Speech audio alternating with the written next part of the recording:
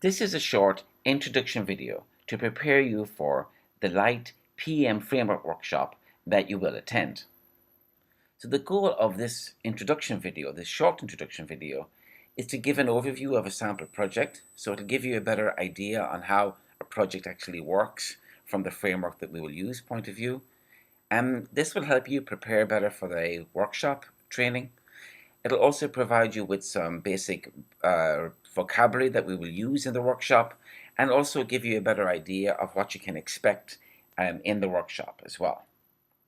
So it's important to note that this introduction is not detailed, so I'm just skimming over the top just to give you a light overview so you can better understand what's coming up. Now the project, or this example, will start with a project scenario. So let me start by saying that it's based, let's say, on a driving school company in Dublin. The problem that it's having is that it's losing about 4% of its customers every year, has been doing for the last number of years. So that's not very good. And the big idea that they have is to provide a free driving test and an online simulator. And this will attract more younger people, and then hopefully they will take more classes with the driving school. That's the big idea. So then the expected benefits from investing in this idea is that they would increase customers by 10% every year. So that's the business case. And they'll also increase about 300% increase in Facebook related posts. So that means they have more attention on social media. So those are the expected benefits in this sample project.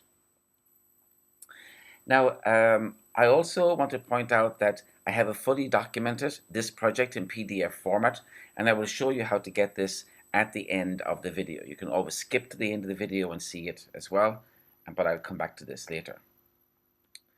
Okay, so which Light project management framework or process are we going to follow in the workshop? Well, we will use something called P3 Express. And this is a light overview here. And you can see that it starts off, let's say, with the initiation or preparation phase. Then we have monthly cycles. So each cycle here is a month. So we prepare for the first month, then we close out the first month, and inside the month we have weekly activities and daily activities for the project manager. So this keeps repeating then until we do all of the work, or the work that needs to be done, and then we close out the project over here. So that's like a very high level overview. All of the steps in this process here are actually documented. So you can go online to p3.express and you can click on these links here and you can see the text behind it. And I will go through some of these in these examples as well. So that makes it very, very easy, and it's very light. Okay, so the first activity would be appoint the sponsor. So that would be this activity down here, activity 1. And we would choose an appropriate person to become the sponsor in the project.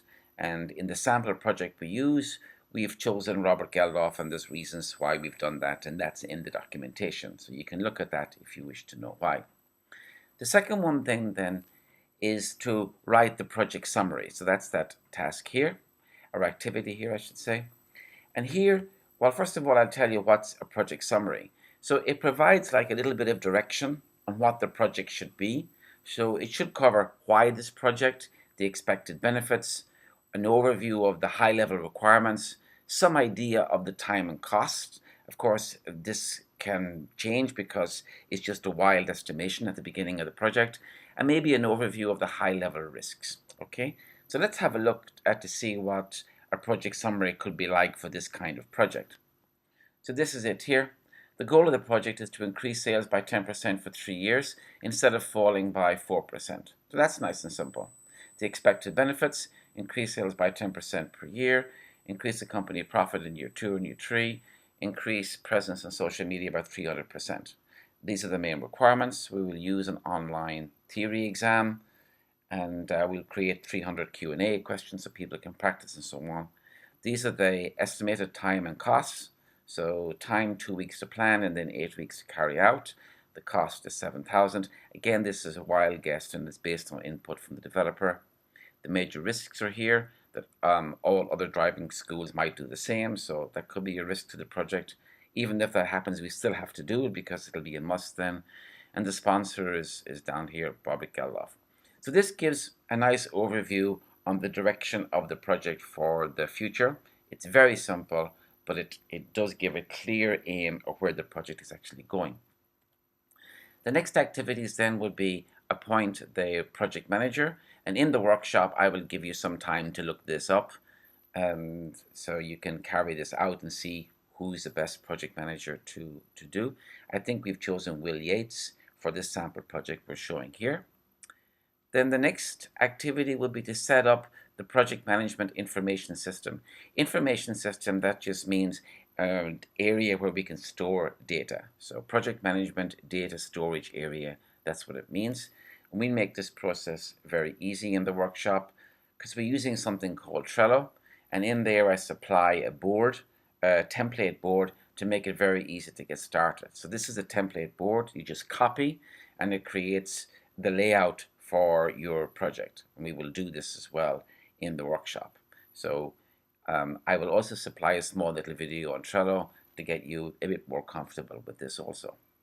So that's where we are. So we have our, let's say, online information storage space or information system there. Then I'm clicked on these tasks over here, preparation tasks, and these pop up. So these are all of the activities in those circles which we saw before. And you can see here that these are the activities in the preparation tasks. So we have appoint the sponsor, we've done that. Project summary, we've done that. Appoint the project manager, we've done that. And we've now set up this board ready for the project. So the next ones are down here. Okay, so I'm not going to go through all the steps in detail because that's too much, but I just want to give you a very high-level overview of how a project might work. Then we can put the project summary data then in here. So and we can put our business case here, and this is our risk register. RIC stands for risks, issues, and changes. So let's have a look to see here. And that's our project summary. You see that's in behind this file here. So again, it makes it very easy to have all the information in one place. It makes it simple for a project manager. Okay, good. Okay, the next thing then will be to populate the PMIS. So this is where you go into detail and you add a lot more information to the project. So you really go into detail about what's got to be done. And the first thing we start with is to try to break down the project. So here we will do an exercise and recognize all the different small deliverables that we have to do in the project. So for example, if I'm going to do an online website, well, I need a template for the website. So that would be the WordPress theme template. Then I need to configure it. So after the configuration, that would be it. If I need people to buy something, I need a shop cart, and I need text for marketing text as well. And there's a lot more products involved, and that's the full list that we recognize for the project. So we'll also go through this in the workshop where we'll give you an example to break this down. And then once that's done, we put all of these cards or these post-it notes into the online tool that we use to manage the project. So that's what it looks like here. We just list them for the moment. Okay, so for example, on a WordPress theme, you can see there they're all listed underneath each other. Then we have number 11, video exam simulator. So I will create a video of using the exam simulator to make that easy. We'll have a PayPal module and so on. So let's have a look to see what's in that WordPress theme. So that gives you a better idea there. So we have the purpose. The purpose of the WordPress theme is to provide the look and feel and some of the features for the website. And then down below we have the quality criteria. You see that? So it offers good flexibility. It costs between $50 and $100. The feedback has to be 4 or 5 stars, and it has to have over 10,000 installations. So we want to make sure when we choose a WordPress theme that we're not the first people to ever use it. Okay, so that's part of our quality data. So we will fill in this kind of information for every other deliverable which we've recognized in the post-it notes. So next is product estimation. So here we're going to ask the person who's actually going to deliver the deliverable or the product, and we will ask them, well, how long it will take. And here you can see we've added 19 hours for the WordPress template and 16 hours to create the video on how to use the example simulator. Okay, and 11 hours for the PayPal module to get it up and working and so on. Then for risks, well, we haven't really done much on risk, but that will, I have a few sample risks in the PDF document. And then the last one is the business case.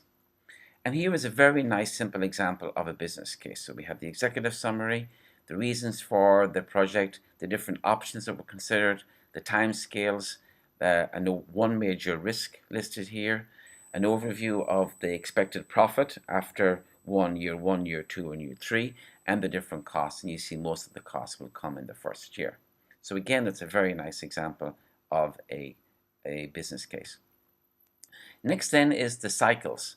So we have to plan our first month. So these are the activities that we will use to plan our first month, our first cycle, let's say.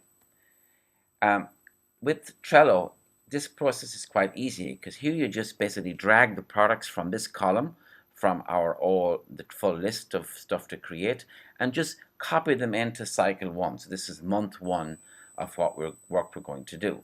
And then when we do that, then we just assign the different people who will deliver those products, who are responsible. So that makes it nice and easy and very visual. Okay, and then we go on to the next one.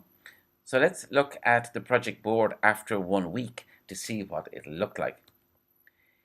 Now I can give a bit more information on the labels that I've used here. So you see these ones over here have got one label. That means that the documentation has been done. So the requirements have been done. That's why it's green there. Over here, we add a second label. That means that the product or the deliverable has been actually delivered, handed over, and tested and accepted. So this work here has been done, which is good. Here, product current. So this lady here is currently working on this video at the moment. And this one here, this PayPal module, the product is actually being tested, but we may have an issue with this as well. So again, I just want to show you that it's quite nice and visual using this kind of board to run a simpler project. And this is you'll also use this within the workshop as well.